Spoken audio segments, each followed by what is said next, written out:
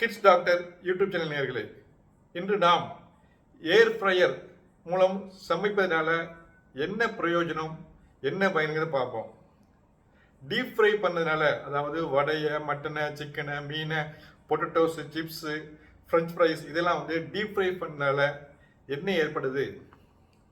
இப்போ அது ஏர் ஃப்ரை பண்ணதுனால நமக்கு மருத்துவ ரீதியாக என்ன அட்வான்டேஜ் என்பதை பார்ப்போம். பொதுவாக இந்த ஏர் ஃப்ரை என்பது உண்மையிலே ஃப்ரை கிடையாது. அது ஒரு மினி கன்வெக்ஷன் ஓவன் தான். அதோட ஃபேன் அதிகமான ஒரு சூடான காற்றை, ஹாட் ஏரை அந்த உணவு வைத்திருக்கக்கூடிய பாஸ்கெட்டை சுற்றி உருவாக்குறதுனால அந்த உணவுல மெய்லார்ட் ரியாக்ஷன் என்னும் ரியாக்ஷன் ஏற்பட்டு அந்த உணவு, அந்த கறி, அந்த மட்டன், சிக்கன், மீன், காய்கறி எல்லாம் ப்ரௌன் கலரில் ரோஸ்ட் ஆகிடுது. இந்த மெய்லார்ட் ரியாக்ஷன் என்பது அந்த உணவில் உள்ள புரோட்டீனில் உள்ள அமினோ ஆசிடும் கார்போஹைட்ரேட் உள்ள சுகரும் இணைந்து செயல்பட்டு அதனால் ஏற்பட்ட ஒரு கெமிக்கல்னால அந்த கலர் ப்ரௌன் கலர் கிடைக்கிறது.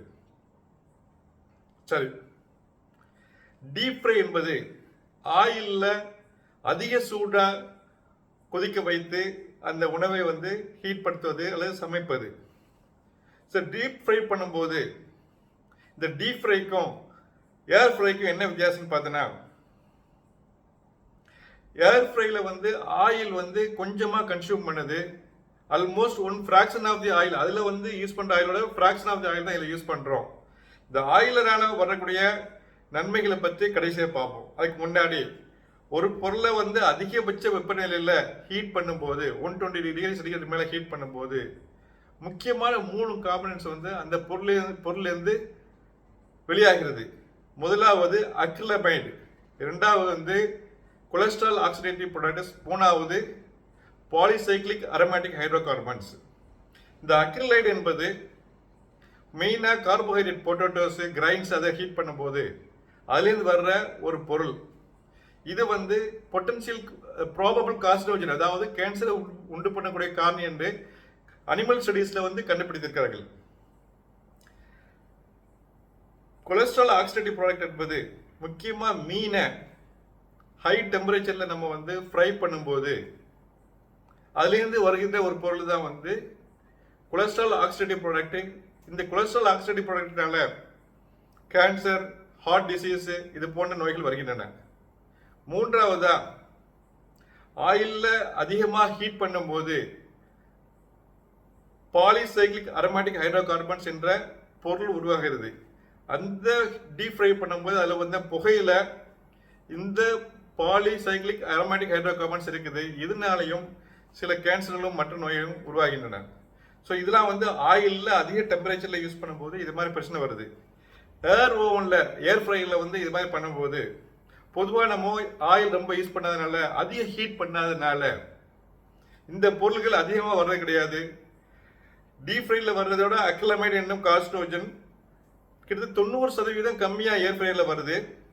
அதே மாதிரி பாலிசைக்ளிக் அரோமேட்டிக் ஹைட்ரோகார்பன்ஸும் 80% கம்மியாக இதில் கிடைக்குது. ஆனால் கொலஸ்ட்ரால் ஆக்சிடேட்டிவ் ப்ராடக்ட் அதில் என்ன இருக்குதோ அதே மாதிரி தான் கிட்டத்தட்ட இந்த ஏர் ஃப்ரையர்லையும் வருது. ஸோ இந்த 3 ப்ராடக்ட்டுமே ஏர் ஃப்ரையில் பண்ணும்போது அந்த உணவுப் பொருள் கொஞ்சமாக ரிலீஸ் ஆனாலும் சுத்தமாக இல்லைன்னு சொல்லி நம்ம சொல்ல முடியாது. ஆனால் டீப் ஃப்ரையை கம்பேர் பண்ணும்போது இது எவ்வளோ பரவாயில்லை. ஆனால் 100% இது பாதுகாப்புன்னு சொல்ல முடியாது.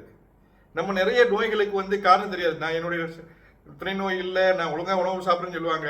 காரணம் இதே மாதிரி கார்சினோஜன் நம்மளை அறியாமல் அப்பப்போ உடம்புல ஏறிக்கொண்டே இருக்கிறது.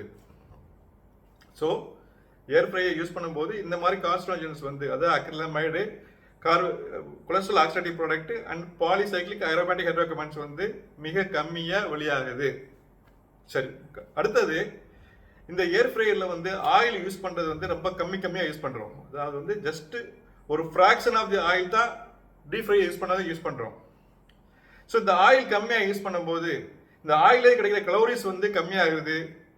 முக்கியமாக ஈவன் நல்ல oil, avocado oil, olive oil இதுலேருந்து வர கலோரிஸ் கூட கொஞ்சம் அதிகமாக இருக்கும். ப்ரோட்டீன்லேருந்து, கார்போஹைட்ரேட்லேருந்து வரக்கூடிய கலோரிஸை விட ஆயிலேருந்து வர கலோரிஸ் ஃபேட்லேருந்து வர கலோரிஸ் அதிகமாக இருக்கும். அதனால இந்த ஆயில் மிக மிக கம்மியாக யூஸ் பண்ணதுனால இதுலேருந்து வர கலோரிஸ் கம்மியாக கிடைக்கிறதுனால ஒபிசிட்டி வராது. ஆனால் இன்னொரு விஷயம் என்னன்னா, இந்த ஏர் ஃப்ரையரில் உணவை சமைக்கும் போது குதிக்க வைக்கும் போது அதில் ஆயில் கம்மியாக கிடைக்கிறதால வந்து நம்ம சாப்பிட்ட உடனே அதில் வந்து ஒரு பசி அடங்கக்கூடிய தன்மை இருக்காது. அதனால வந்து ஆயிலில் ஃப்ரை பண்ண பொருளோட இதை வந்து அதிகமாக சாப்பிடுவோம். சாப்பிட்ட உடனே கிட்டத்தட்ட அந்த கலோரிஸ் வந்து டீப் ஃப்ரையோட நம்ம வந்து அதிகமாக சாப்பிடனால அதிகமான கலோரிஸ் ஏறிடும். அதனால பெரிய வித்தியாசம் கிடையாது.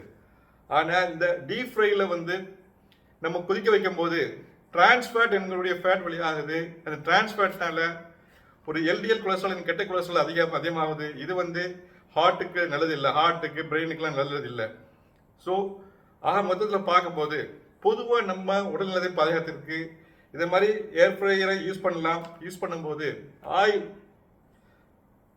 அதுலேயும் வந்து இந்த காஸ்ட் வந்து மினிமமான அமௌண்ட் இருக்கிறத வந்து மனசில் வச்சுக்கிடணும். ஆயிலை திரும்ப திரும்ப யூஸ் பண்ணக்கூடாது. பொதுவாக இந்த பாலி சைக்ளிக் அரோமேட்டிக் ஹைட்ரோகார்பன்ஸ் வந்து இந்த புகையை ஃபியூம்ஸ் தான் வரதுனால வந்து அந்த ஏர் ஃப்ரையில் வந்த புகையிலோ அல்லது டீப் ஃப்ரை பண்ண புகையை வந்து நம்ம வந்து இன்ஹேல் பண்ணாமல் பார்த்துக்கிறணும். பொதுவாக பொருளை வடையோ எதையோ பொரிக்கும் போது அது இந்த புகையை வந்து இன்ஹேல் பண்ணாமல் ஒரு எக்ஸஸ் பண்ண போட்டு அதை வந்து உடனே அனுப்பிட்டோம்னா அந்த பிஏஹெச் உள்ளே போகிறது வந்து நம்ம தவிர்த்துக்கலாம். மேலும் இந்த ஏர் ஃப்ரை யூஸ் பண்ணும்போது டீப் ஃப்ரையில் வந்து பொரிக்க வைக்கும் போது ஏற்படக்கூடிய அந்த எண்ணெய் தெரிச்சு உடம்புல படுற காயங்கள், கையில் சூடுபடுறது, அது தீ காயங்கள்லாம் வந்து தவிர்க்கப்படுகிறது. என்ன நேயர்களே, இந்த டாபிக் எனக்கு பிடிச்சிருந்தா கிட்ஸ் டாக்டர் யூடியூப் சேனலை சப்ஸ்கிரைப் செய்யுங்கள். இதை பிறகு ஃபார்வர்ட் பண்ணுங்கள். நன்றி.